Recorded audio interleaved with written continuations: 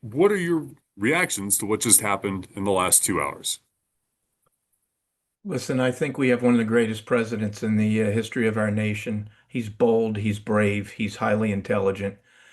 He gets it, and he is doing everything he can, number one, to protect all great Americans and to protect our incredible country. And the events of today were just fell perfectly within everything I just said.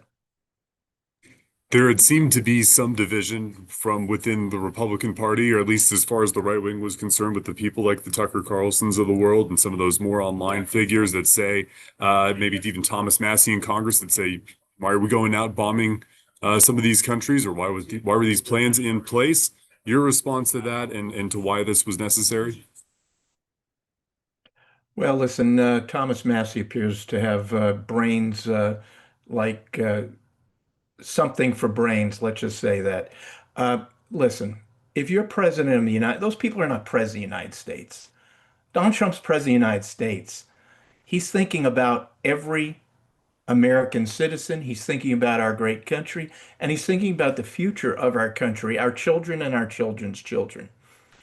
And he's got tremendous common sense. And as he always says, really the heart of his entire uh, MAGA belief system is common sense.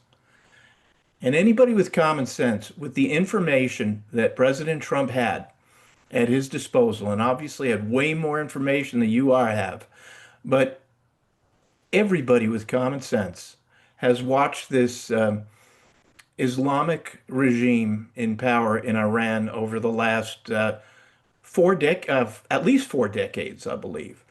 Uh, how many times can they tell you that they want to destroy America, death to America? How many times can they tell you death to Israel? How many times can they basically say death to Western civilization? And how many times can you look at those people and know that they cannot stand Western civilization? Look at what they've done to the vast majority of the people in Iran, who I understand are just great people who want to live a normal lifestyle. Women in Iran now, if they don't cover up, if they show up outside, they get taken in, they get tortured, they get beaten, and many of them get murdered. Uh, that's what these really this death cult running that country would do to the entire world if they had the power to do so. And what would have given them the power to do so much of their damage around the world? They're clearly master missile makers. They're amazing at creating missiles. We've been watching for the last few days. Uh, if they had nuclear powered missiles or nuclear tipped missiles with nuclear bombs on them and ICBMs that could reach here and it could reach all of Western Europe, what would we do then? What would Western civilization do then? What would be the choice?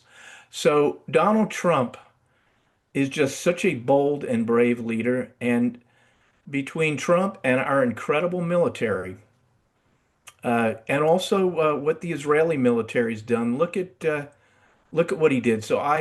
This is tough. These are going to be tough bunch of days coming up.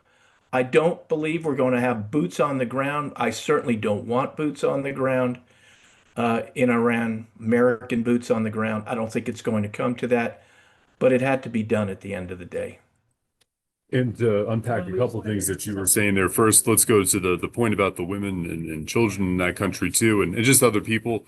What was the point, do you think, of bombing those nuclear sites in particular, and them outlining, you know what, we hit these three sites in and out.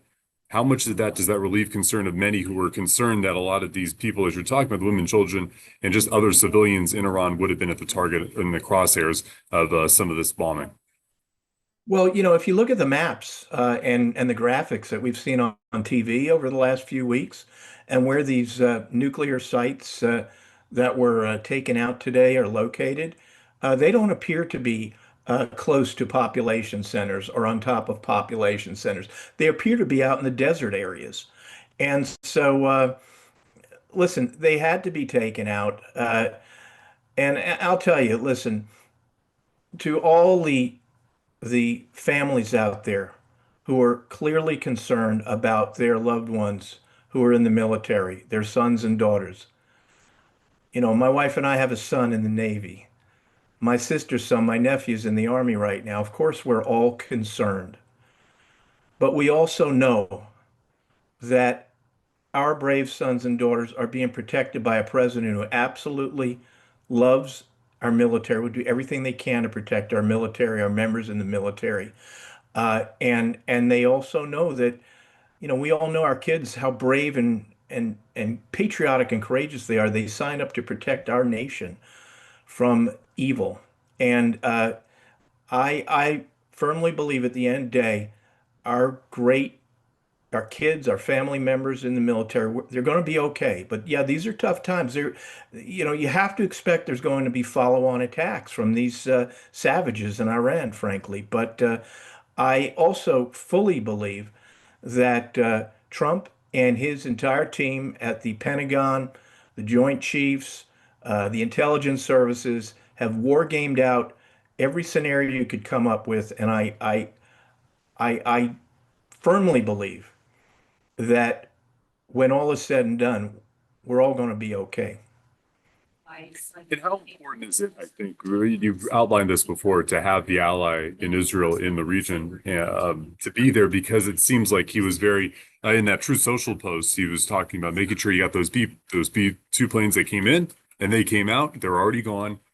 We know what Israel's been doing as far as the missiles are concerned and sending those to the region as well. How much are they mostly, seems like it's prepared for them to take the brunt of this versus maybe to have these military officers in the U.S. prepared for that instead? Listen, everybody in the region has to be prepared to take the brunt. Certainly the Israelis, who have been, you know, on the receiving end of really days and days of droves of missiles, have been on the receiving end. Our brave military in land and at sea out there have to be ready, and you know they're ready for what these Iranians could do. I mean, we've seen these Iranians know how to build missiles, and frankly, anybody with common sense knows that if you flash forward, what, 2, 3, 4 years, every one of those missiles could have had a nuclear warhead on them. And so, which is another reason why what Trump did had to have been done right now. These are not, you know, it's very hard for people, Western civilized peoples, to believe that there are people that are so evil, that look at life and death so much differently than us, that would would rather take out millions of people to spread their 400-year-old beliefs on the entire planet. It's so hard for so many of us to believe that. But when you follow this stuff as closely as people like I do, certainly as closely as the people in the Trump administration, others do, you know that what was taken out today protected our country right now, our country for the next several decades, protected our children and protected our children's children from what these fanatics could do. And frankly, uh, you're not allowed to say the words regime change, right? Bad words, but it looks like, and I don't have any, classified information. It's just from what I watch and read and listen to. I think before all is said and done, this Mueller regime will will be gone. And as I was saying earlier, there are millions of great people in Iran. We saw the way they lived. They lived like Western civilized peoples before the Shah of Iran was taken down by Ayatollah Khomeini, thanks to an incompetent president named Jimmy Carter. Um, uh, we know what a great country that can be again. And when you follow the things that many of us follow, you've already seen words and speeches starting to be made by the Shah's son, I believe it is. Uh, so we'll see what happens. But at the end of the day, these are difficult times, obviously. These are tense times, clearly. Uh, we're by no means out of the woods right now. But all things considered, this what has occurred today is a great day for America and a great day for Western civilization. And last couple questions for you. You touched on the potential of the regime change. What do you say to people who say that's not the role of the U.S. government in the world to affect such a regime change. And what did you make of the president invoking some of those comments as far as what Iran has been in the past? And of course, you mentioned it too, the Islamic Revolution there in 1979. Listen, I think it's going to happen because tens of millions of Iranians want that regime changed. So it's not America that's changing the regime. It's not Israel that's changing the regime. It is a brutal, repressive, torturous, murderous, uh, really evil regime over there. And uh, and if there is regime change that happens, it won't be America changing the regime. It won't be Israel changing the regime. It will be the people of Iran, who, by the way, William, and I'm sure you've seen this over the years. I think the last time was sometime during the Biden administration, and then before that, a couple years before that, they had what are called green revolutions in Iran, where hundreds of thousands of people rose up to try and take down this Mullah regime. But the Mullah regime is so brutal, so repressive. They killed off so many of those brave souls who were trying to fight to get back to a normal life. Well, those people are still out there, and so many of them are still out there. It's going to be very interesting to see what happens. But that's not what we're about. We're not doing regime change. The Israelis are not doing regime change, but certainly the circumstances currently exist to allow the people of Iran to do what they believe is in their nation's best interest. And the last question for you as well. How do you make this distinction between what's going on right now versus what Iraq was like in 2003 and 2004? What's the big difference between this type of intervention to back then? You know, it's totally different. Iraq was a disaster. Nobody wants an Iraq. Iraq was hundreds of thousands of Americans' boots on the ground.